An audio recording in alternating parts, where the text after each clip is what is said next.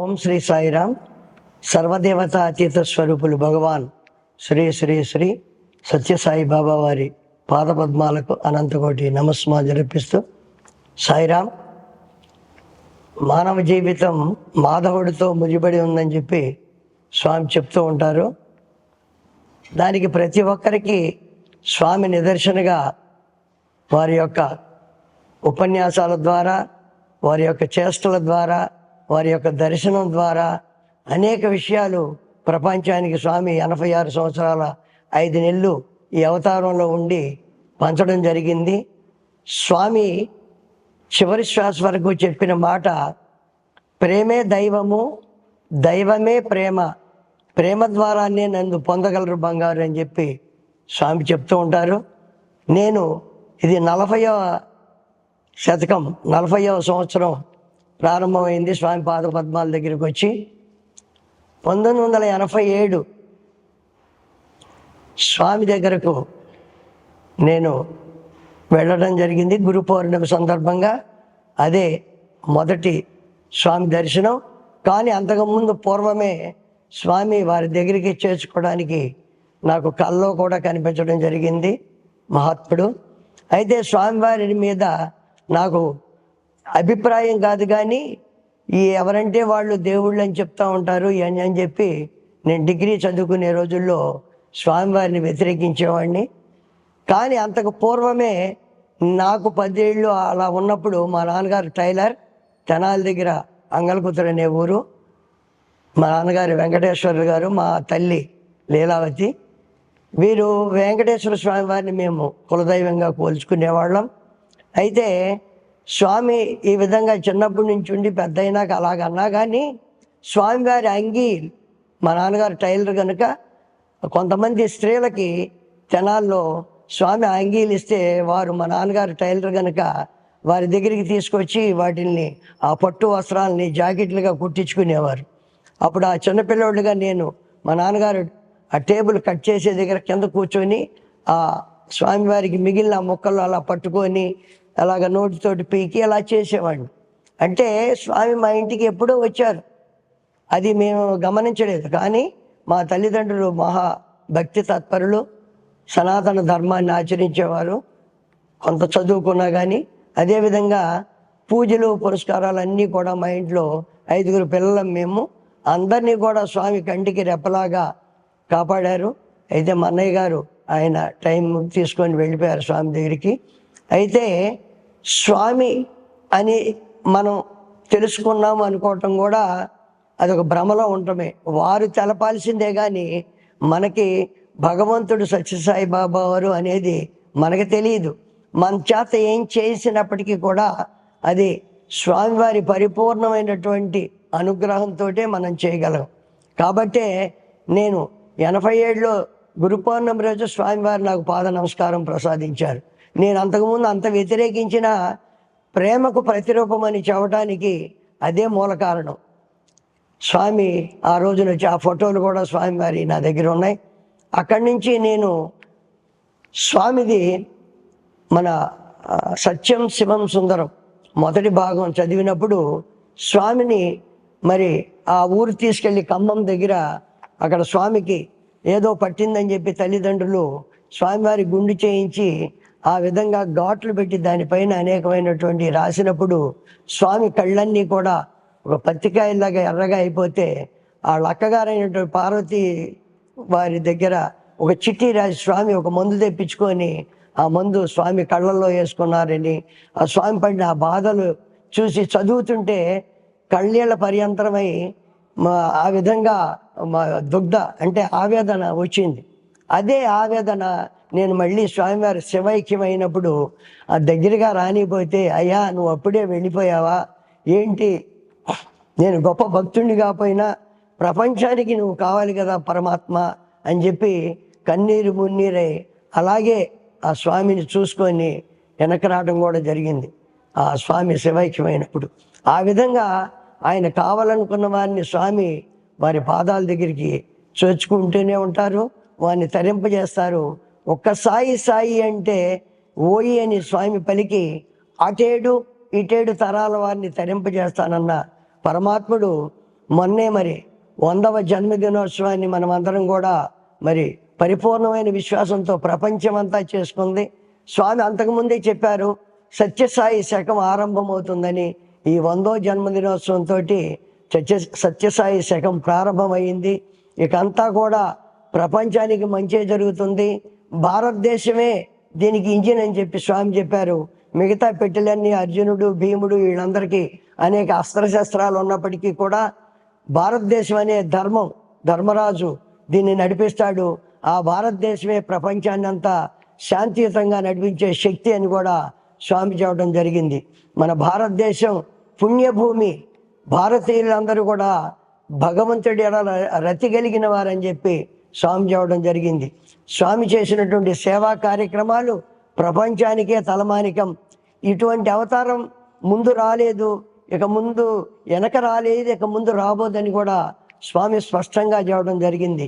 షిర్డీ సాయి బాబా వారి అవతారమే సత్యసాయి అని స్వామి 1940 అక్టోబర్ 20వ తారీఖు సోమవారం ప్రకటించి స్వామి ఆంజనేయులు గారి ఇంటి దగ్గర ఉండి అక్కడ బండని మరి షిర్డీ సాయి విగ్రహంగా వచ్చింది. అప్పుడు ఫోటో తీసినప్పుడు స్వామి కొన్ని మల్లెపూలు చల్లినప్పుడు నేను సాయిని అని చెప్పి నేను సాయిబాబా అని రావడం జరిగింది. ఇవన్నీ ప్రపంచానికి విదితమైనయే అయినప్పటికీ కూడా నేను పొందిన ఎక్స్పీరియన్స్, నన్ను స్వామి అనేక విధాలుగా ఒక రైల్వేలో చీఫ్ ఆఫీస్ సూపరింటెండెంట్గా రిటైర్ అయిన తర్వాత కూడా నేను స్వామి సేవల్లో పరిపూర్ణంగా మన బర్త్డే రోజు కూడా పాల్గొన్నాను.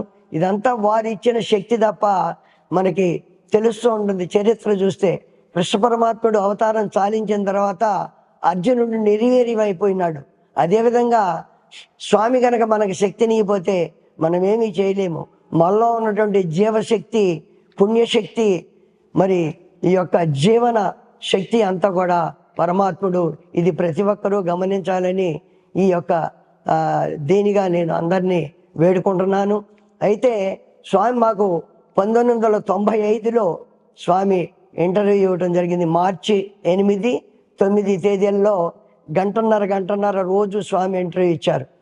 ఆ ఇంటర్వ్యూలో స్వామి నాకు ఈ ఉంగరాన్ని సృష్టించి పెట్టడం జరిగింది. నేను అనుకోలేదు స్వామివారు పెడతారని. ఎవరో పక్కనున్న మహాభక్తులు ఉంటారు, వాళ్ళకి పెడతారనుకుంటే స్వామి సృష్టించి పెట్టుకో బంగారు, పెట్టుకో అని 3 సార్లు చెప్పి స్వామి స్వయంగా దీన్ని నాకు స్వామి వేలికి తొడగడం జరిగింది. అది అయిన తర్వాత అప్పుడు ఆ ఇంటర్వ్యూ గదిలో ఫోటో మీ అందరి కోసం ఒక్కసారి ఇలా చూపిస్తున్నాను. స్వామితోటి ఆ స్వామివారి అంగీ దగ్గర తల నుంచి అంత ప్రేమగా, అంత ప్రేమమూర్తి ఆ లోపల ఇంటర్వ్యూ గదిలో స్వామి చిన్నపిల్లలాగా, పెద్దవారిలాగా మరి స్వామి చెప్పారు, నేను స్త్రీని పురుషుణ్ణి 2 కానప్పుడు నేను బ్రహ్మని అని చెప్పి అటువంటి బ్రహ్మస్వరూపుడే సత్యం శివం సుందరం అనేటటువంటి స్వామి బ్రహ్మ విష్ణు మహేశ్వర స్వరూపులు. ఈ ఉంగరం పెట్టినాక స్వామి నాకు అనేక యాక్సిడెంట్లు అయినాయి. ఒకసారి మా మిత్రుడు కారు నడుపుతుంటే కారు చక్రాలు మొత్తం పైకి లేచి కారు తిరగబడిపోయింది ఒక మెయిన్ రోడ్డు పైన. అప్పుడు కూడా స్వామి కాపాడి చిన్న గీతలతోటి నేను మళ్ళీ వచ్చి స్వామి సేవలు చేసుకోవడం జరిగింది. అదేవిధంగా నేను ఒకసారి ఒక కారు నడుపుతూ ఉంటే లెఫ్ట్ సైడ్ వెళ్ళాల్సింది. ఆ రోజు స్వామిది ఒక ఏమంటారు పిక్చర్. నేను ఒక 75వ సంవత్సరానికి స్వామి యొక్క క్యాసెట్లు పట్టుకొచ్చి ఒక షిర్డీ సాయి పత్తి సాయి అనేటటువంటి ఒక చిన్న ఒక గంట దాన్ని ప్రక్రియలో స్వామి వాయిస్ ఇచ్చి దాన్ని అనేక చోట్ల కృష్ణా జిల్లాలో, కంబైన్డ్ కృష్ణా జిల్లాలో వేయటం జరిగింది. అవన్నీ చూసి ఎంతో ఆనందపడ్డారు. అప్పుడు దాన్ని భీమడోలు అనే గ్రామంలో వేయటానికి వెళుతూ ఉంటే కారు రైట్ సైడ్కి వెళ్ళి నిద్రలో వెళ్ళి ఒక ఇద్దరికి ఎదురొచ్చి యాక్సిడెంట్ అయింది. అప్పటికప్పుడు స్వామి వాళ్ళని హాస్పిటల్లో చేర్పించి వాళ్ళని మళ్ళీ వాళ్ళకి స్వస్థత చేకూర్చారు.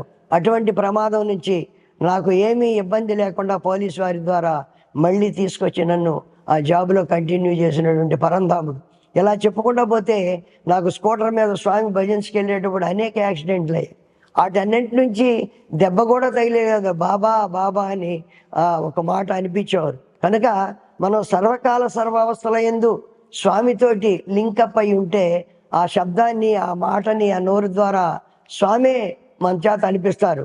వాటన్నిటికీ ఒక సందర్భంలో మనందరికీ తెలుసు, ఒక ట్రైన్ వచ్చి వైజాగ్లో ఒక కారు కొట్టినప్పుడు అబ్బా అన్నాడు ఒక ఆయన. ఆయన పెద్దవారే, ఆయన స్వామి పాత భక్తుడు. అప్పుడు స్వామి పుట్టబర్తి వస్తే చిన్న గాయం అయిందట.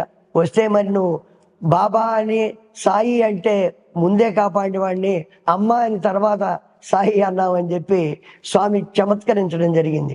కనుక ఇటువంటి శక్తిమంతుడు, ఇక దీనికి పదే పదే పరమాత్ముడు, ఈయన దేవుడు, షిరిడీ సాయి అవతారమే సత్యసాయి బాబా వారు.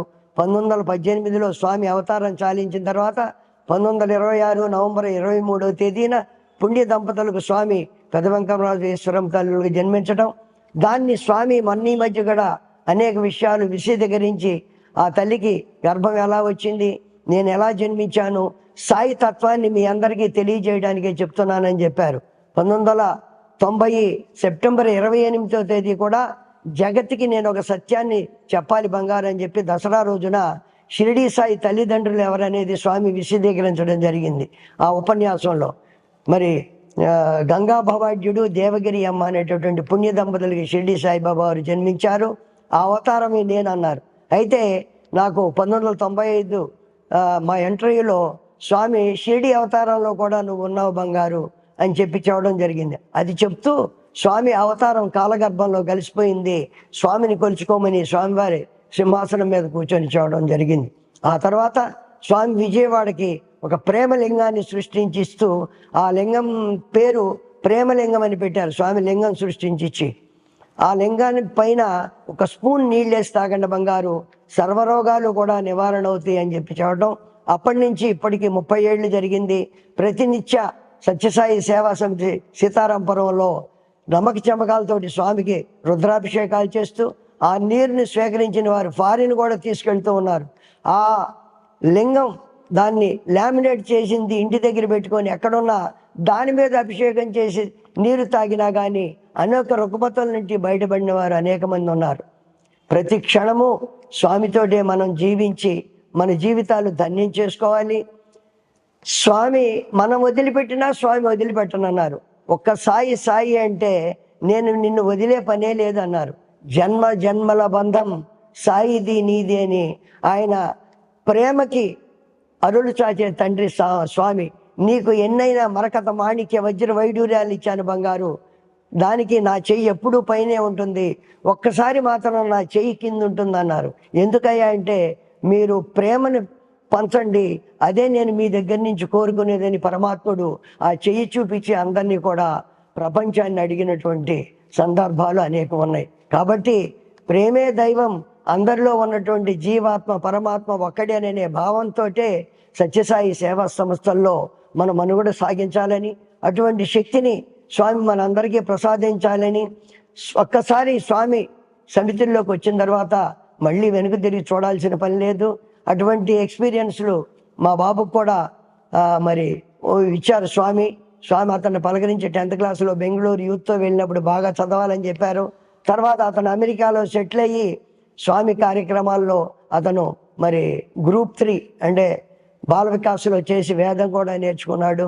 ఈ విధంగా అన్ని జీవితాలు పరమపావనం చేయాలి, ప్రతి ఒక్క జీవికి ప్రాణికి ఆయురారోగ్యాలని సిరి సంపదల్ని ప్రసాదించాలని, ప్రపంచ శాంతి, దేశాల మధ్య ఔన్నత్యమైనటువంటి బంగారు భావాలతోటి ముందుకెళ్లాలని అటువంటి శక్తిని ప్రసాదించమని స్వామిని కోరుకుంటూ జై సాయిరామ్.